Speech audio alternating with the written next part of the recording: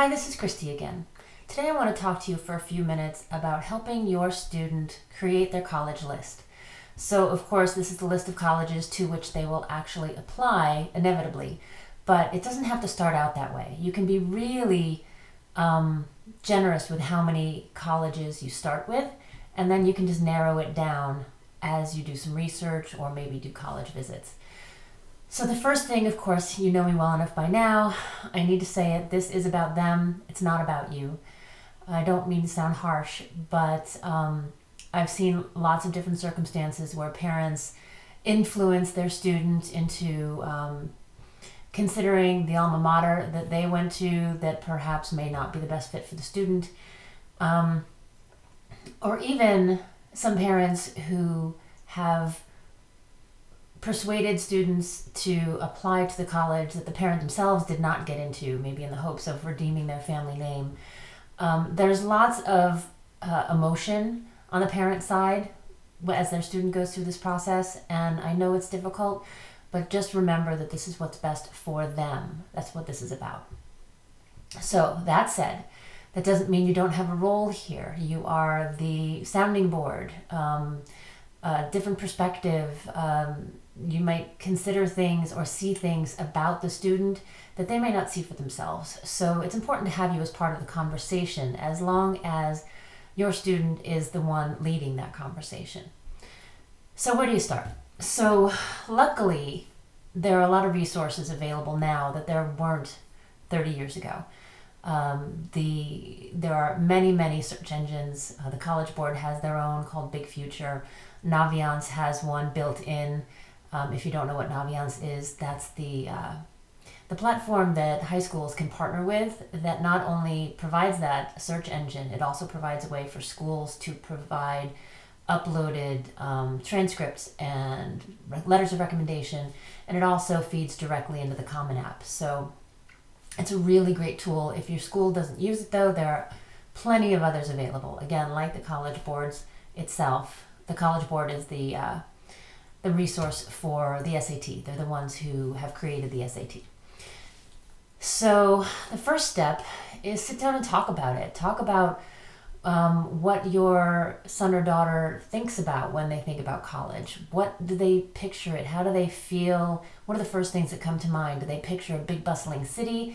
Do they picture rolling fields and a little bit more rural setting? Do they want to be close to home? Do they want to be someplace warm?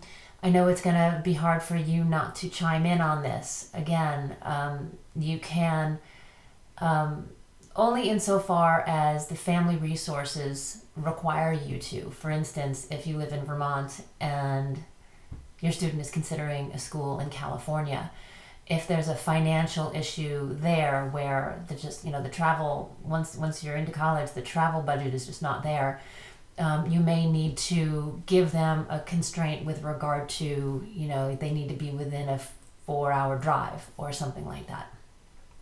If there is a logical, practical reason for that, try not to make it you just don't want them to be too far away or you want to be able to pop in on the weekend. Those are things that are more about you than about them. So again, that should be your guide.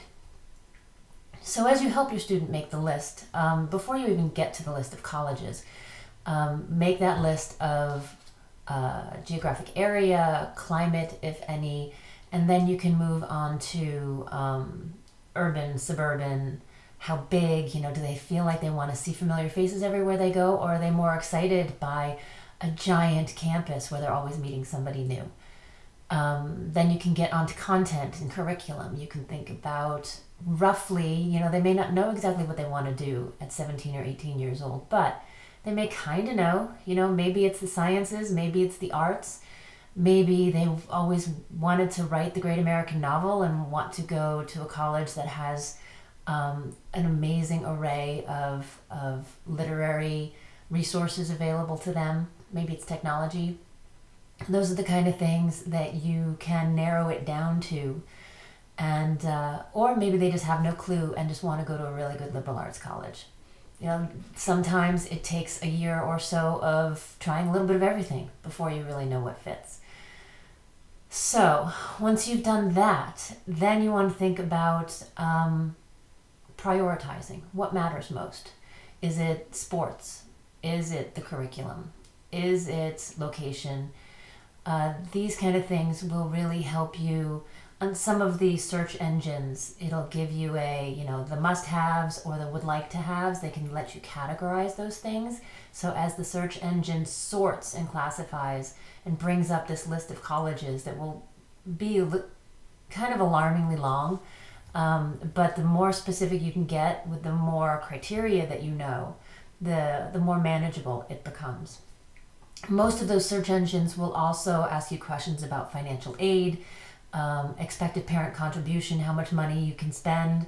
So doing a little bit of research and having some of those answers already before you hit the search engine is a good place to start.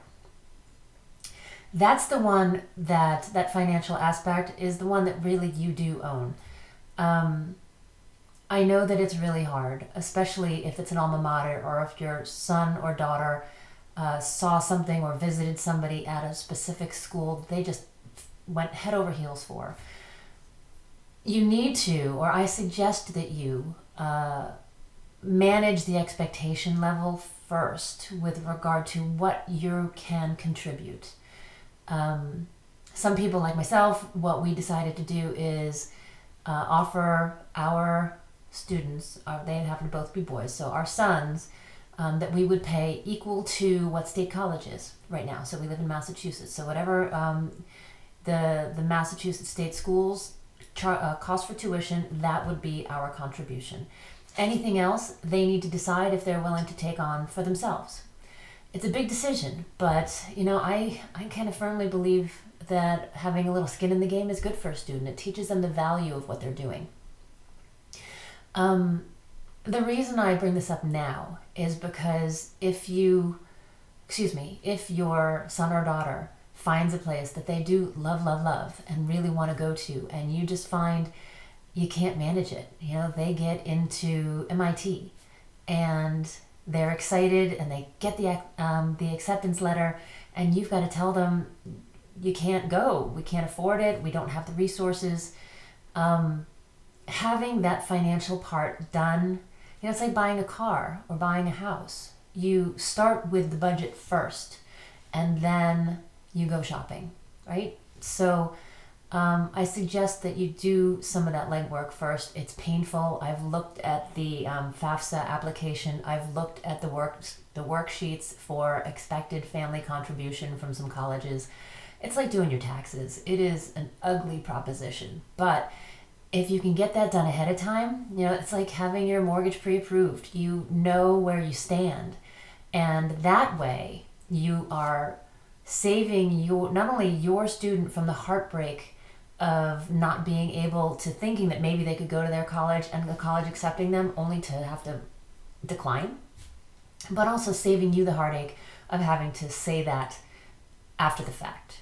So consider that when you're making the list. I hope that this is helpful to you. Obviously, this is a long project and we can talk more about it later, but I hope this is a good start. Please feel free to leave comments and messages. We're happy to hear from you and we will answer back. You can also find our podcasts at EndeavorPod. That's also on Twitter. That's our call sign, at EndeavorPod for Twitter. You can find us on Facebook. You can find us on the web. You can find us anywhere. We are happy to hear from you. We want to be the resource that you need. So if there's something that you have questions about, let us know. I look forward to talking to you again soon.